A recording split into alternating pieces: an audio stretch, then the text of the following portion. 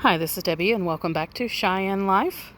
I want to do a quick little update here and there about some things in the garden, just in general, just to talk a little bit. That was my dog. It's one of my dogs anyway. That is Elvira, Mistress of the Dark, one of my toy poodles. Anyway, wanted to talk with everyone just a little bit about what's going on in the garden. Not really a huge update, but wanted to show something that I am doing and anyone else can do if they are planting peas, especially in the fall garden or in your spring garden, either one, is to make a trellis. And this trellis has about three steps to it, and about 3 items to make it, and that is, well,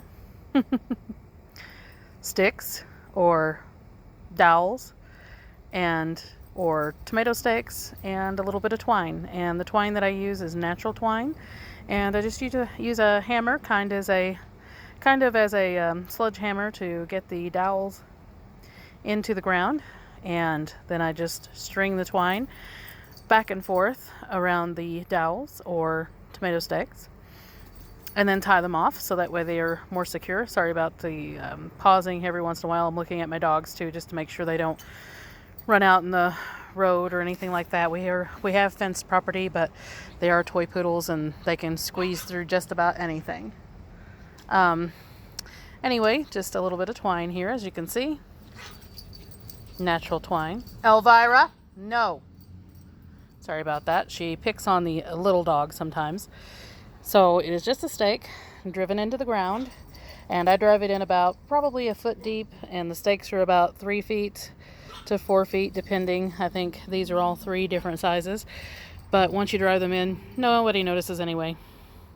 And then, as you can see, I just kind of wind the twine around. I start from the bottom, actually, and then I go to the other dowel, and then up and wind it around, and then come back, wind it around again, come back up, wind it around again. So it's basically one long strand, and then tie it off. And then I just make strips of the same twine and put in between, and as you can see, it's just kind of wrapped around it. Tie it off at the top, wind it around, and then tie it off at the bottom. And I think there's 4 of those across. And then I just use another strip to tie off the top and tie off the bottom on each dowel, just so that way it doesn't move. And it makes it a lot more secure. As you can see, it is pretty tight, pretty secure. And since it is natural, the peas will run up on that so easily, instead of wire, which is a little bit more slippery.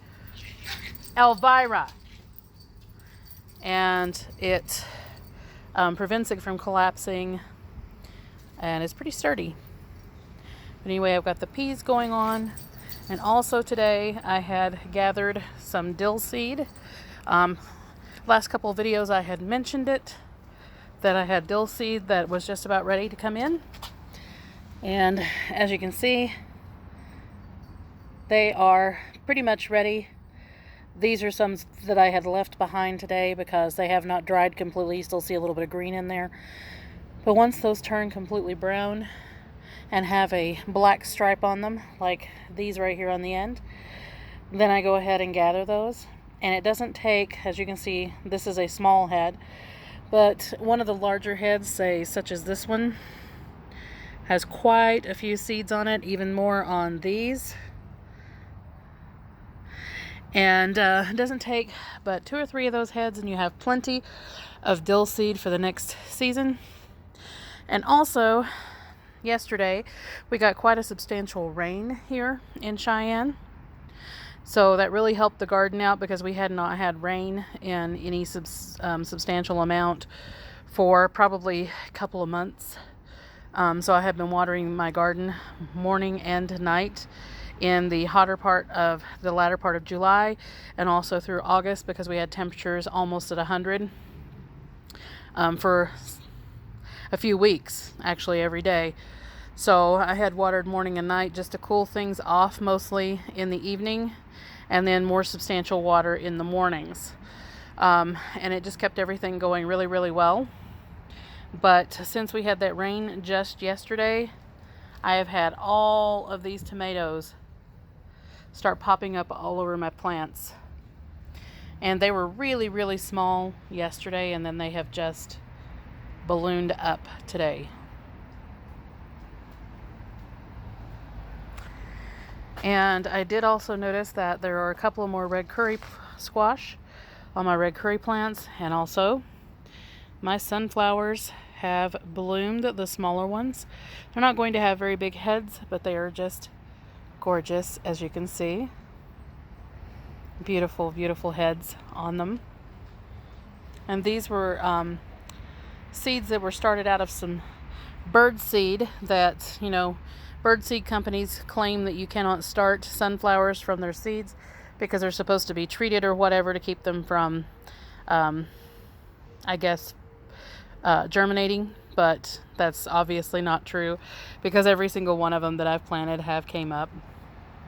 And here's a smaller one because it was kind of shaded out by my tomatoes. That's right here. Pretty little head. And as you can see, my beefsteak tomatoes, yesterday's rain just really got them going. So these were about 3.5 to 4 feet tall before, and these are 3-foot cages. Some of them are 4-feet cages, and they're spilling over. So they're probably, if I stretch them out, would be about 5 feet right now. But as you can see, some of the zucchini and straight neck yellow squash is starting to yellow out. Now it's because it's end of season. I'll still get more off of them, but they are beginning to die back. And that's the enormous one over there that is about 6 feet around. Only about 3 feet tall, but 6 feet around, some enormous leaves on it. And I did notice that I have some acorn squash that I have started on my acorn squash plant. And they don't take very long once they get started for those to really, really come on, as you can see right there. So, anyway, that's just a little bit in the garden. Oh, I wanted to show you my spinach since yesterday's rain just really started taking off. So it looks like it will get pretty tall if I just keep it deadheaded. So that'll be a pretty cool thing to have come on. And that is it for a little update in the garden. I hope everyone is doing well. Make sure you like, subscribe, and hit the notification bell to get notices on more videos that are coming out. And we'll see you all next time.